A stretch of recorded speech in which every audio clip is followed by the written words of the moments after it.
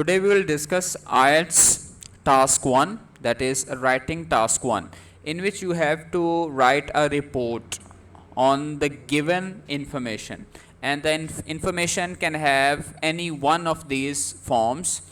ये इस किस्म का आपको सवाल आएगा राइटिंग टास्क 1 में कि आपने 150 वर्ड्स की रिपोर्ट लिखनी होगी, ठीक है। इसमें आपका एक काम ये है कि विजुअल डेटा होगा आपके सामने और इस डेटा को आपने वर्ड्स के अंदर कन्वर्ट करना होगा, ठीक है। और इस डेटा को क्या क्या चीज़ें आ सकती हैं, इसमें एक चीज़ क्या है, टेबल आ सकता है, ठीक है। फॉर एग्जांपल ये आपके सामने ये टेबल मौजूद है, आपने इस टेबल को गौर से देख लेना है। जैसे इसमें एज ईयर्स है, मेल फीमेल, तो इस एज कैटेगरी में कितने मेल फॉल कर रहे हैं, कितने फीमेल। तो आपने ये सारे डेटा का पहला स्टेप ये है कि इसको समझना है, इसका एनालिसिस करना है और फिर ये फ़र्ज़ कर लेना है कि अगर किसी के सामने ये टेबल मौजूद नहीं है, वो सिर्फ आपके 150 वर्ड्स पढ़ के ये बात जानना चाहता है कि इसमें इस डाटा में क्या बताया गया है, तो आपने उनमें से इंफॉर्मेशन को सेलेक्ट करना है, समराइज़ करना है और फिर उस हिसाब से इसको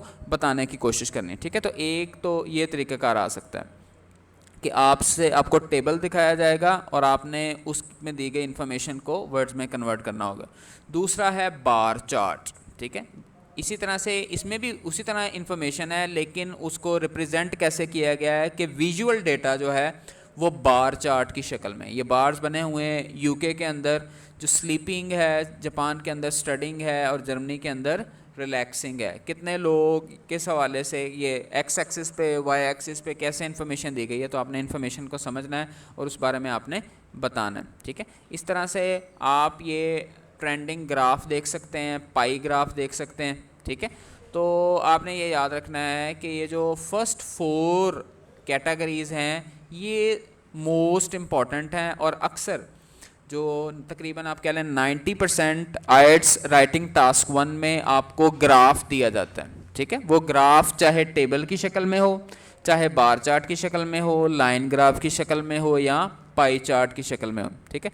तो आपने इस दी गई इन्फॉर्मेशन को किस में कन्वर्ट करना है, वर्ड्स में। तो अब बाकी जो दूसरी आपको रिमेनिंग फॉर्म्स हैं उनका पता ज़रूर होना चाहिए क्योंकि इसमें भी आ सकता है, ठीक है। उसमें आप 5वें नंबर पे देखें प्रोसेस। जैसे आपके सामने ये प्रोसेस है, आपने डायग्राम को समझना है कि ये किस चीज़ का प्रोसेस है, इसमें क्या स्टेप्स हैं और क्या बयान किया जा रहा है, ठीक है। जैसे फोटोसिंथेसिस है या हम जो पौधे अपने खुराक किस तरह से बनाते हैं, कोई भी प्रोसेस आ सकता है, ठीक है। छठी चीज़ क्या है, मैप। आपको बेटा कोई भी मैप दिया जा सकता है, उस मैप को आपने अंडरस्टैंड करने की कोशिश करनी है, ठीक है। जैसे हम कह सकते हैं कि गोजरा 2015 में क्या था और 2025 में क्या होगा, तो इस तरह से वो डायरेक्शंस वगैरह दे सकते हैं। तो मींस मैप को आपने समझना है और किस में कन्वर्ट करना है, वर्ड्स के अंदर। और 7वीं चीज़ क्या है, वो हो सकता है कि एक ग्राफ की बजाय एक से ज़्यादा ग्राफ दे दें, मसलन लाइन ग्राफ और पाई चार्ट ये इकट्ठे एक ही डायग्राम में भी आ सकते हैं, ठीक है। तो आपको जो आइट्स राइटिंग टास्क 1 एकेडमिक के अंदर क्वेश्चन आएगा वो इन 7 टाइप्स में से किसी न किसी किस्म में हो सकता है, ठीक है।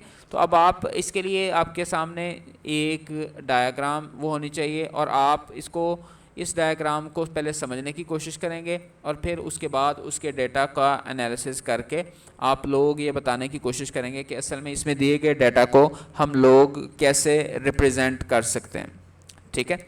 और जो भी डेटा आपको दिया जाता है उसकी डिफरेंट फॉर्मेट्स हैं या डिफरेंट शक्लें हैं, जिनमें से अगर आप ये स्पेसिफिक इन्फॉर्मेशन को मद्देनज़र रखें, मसलन बेटे आप ग्राफ किसी को भी देखेंगे तो ग्राफ के अंदर जितनी भी वैल्यूज़ दी गई हैं उनमें जो आपके सामने ट्रेंड्स हो सकते हैं वो क्या है। जैसे आप ये एरो को देख सकते हैं, तो ये एरो क्या है, राइज़ की तरफ है। या तो किसी चीज़ की वैल्यू में इजाफा हो रहा है वक्त के साथ साथ, या उस चीज़ की वैल्यू जो है वो डाउन हो रही, ठीक है।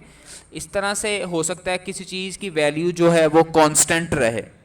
और इसी तरह से जो चौथी पॉसिबिलिटी वो क्या है, हो सकता है किसी चीज़ की वैल्यू जो है वो फ्लक्चुएट कर रही हो और कम या ज़्यादा दोनों ही हो रही हूँ। ठीक है, तो आपने ग्राफ को समझते हुए ये चीज़ें ज़हन में रखनी है कि आया वैल्यू बढ़ रही है, कम हो रही है, कांस्टेंट है या फिर ऑसिलेट कर रही है। ठीक है, तो इसमें ये आपके सामने इसकी वोकेबलरी दी गई है कि हम अगर राइज हो रही है तो आप ये जो अल्फाज दिए गए हैं इन अल्फाज में से आप कोई भी लफ्ज़ चुन के उस चीज़ के जो इंक्रीज़ है उसको बता सकते हैं। ठीक है, जैसे मिसाल के तौर पर हम ये देखते हैं कि जो पेट्रोल की प्राइस है उसमें बहुत ज़्यादा इजाफा हो रहा है।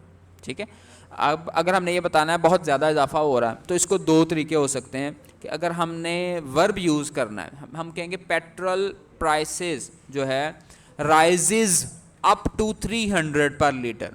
राइजेज यानी उसमें वो बढ़ गई हैं, कीमतें बढ़ गई हैं।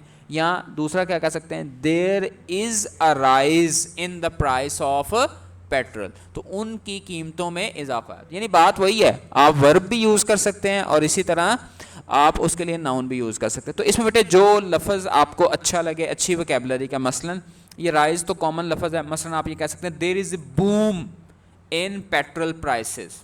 ठीक है, there is a boom in petrol prices, या petrol prices booms up to 300।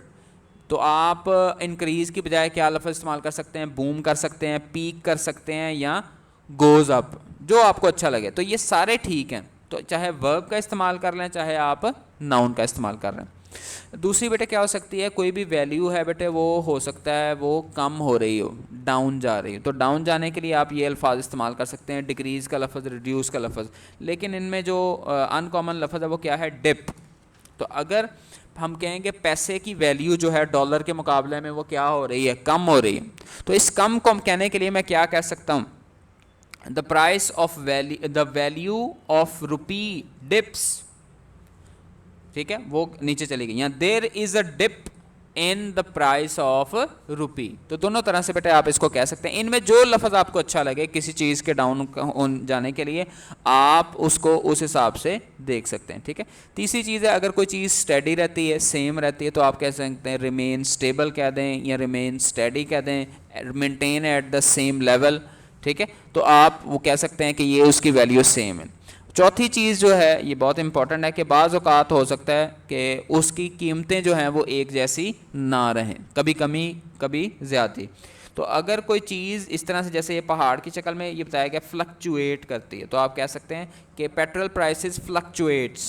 ठीक है, काश ऐसा होता, लेकिन ये फ्लक्चुएट तो नहीं कर रही, ये क्या कर रही, बूम ही कर रही।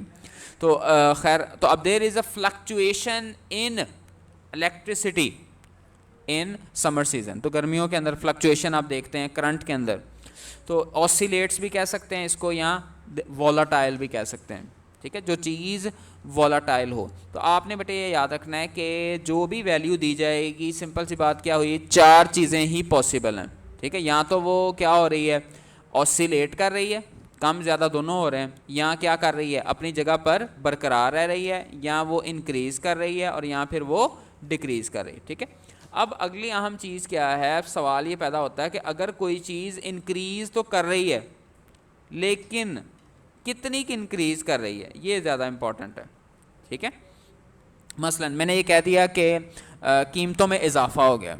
अब नेचुरल सवाल क्या है, कितना का इजाफा हो गया, कि बेतहाशा इजाफा हो गया, मामूली सा इजाफा हुआ है, या थोड़ा मुकाबलतन काफ़ी इजाफा हुआ है। तो अब ये बताने के लिए आपने ये बात याद रखनी है। देखें ये आपके सामने वर्ड्स हैं कि आप चाहें तो मैं ये कह सकता हूँ the petrol prices rise dramatically.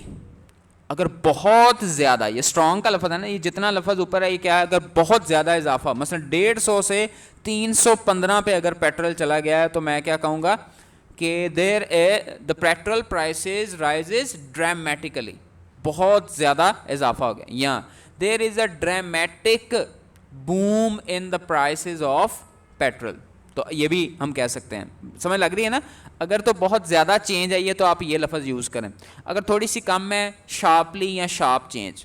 अगर बिल्कुल मामूली चेंज है, तो देखें जैसे ये वीक है, वीक ये आपके सामने ये स्ट्रॉन्ग चेंज के लिए है, और इसके साथ साथ ये देखें स्ट्रॉन्ग के लिए ये अल्फाज होंगे, और ये जूँ जूँ हम नीचे जाते जाएंगे ये अल्फाज क्या हैं, वीक के लिए आएंगे। मसलन अगर पेट्रोल की कीमत में कमी आ गई है, ठीक है, तो हमने ये नहीं खुश हो जाना कि क्या there is a dip in the prices of petrol और आप देखें कि भी वो तो 1 रुपया कम हुई है, तो जब अगर 1 रुपया कम हुई है तो हम क्या लफ्ज़ यूज़ करेंगे, ये देखें, हम कहेंगे there is a minimal dip in the price of petrol, या पेट्रोल प्राइसेस डिप्स मिनिमली, तो उनकी कीमतों में बहुत ही मामूली से या स्लाइटली ग्रेजुअली। तो अब आपने ये लफ्ज़ इन अल्फाज का चुनाव आप कर सकते हैं कि वो चेंज किस हिसाब से कितनी हो रही है। ठीक है बेटे, ये वोकेबलरी है, इस वोकेबलरी को आप अगर फोकस करेंगे तो आपके लिए इन चीज़ों को मुकाबलतन समझना आसान हो जाएगा।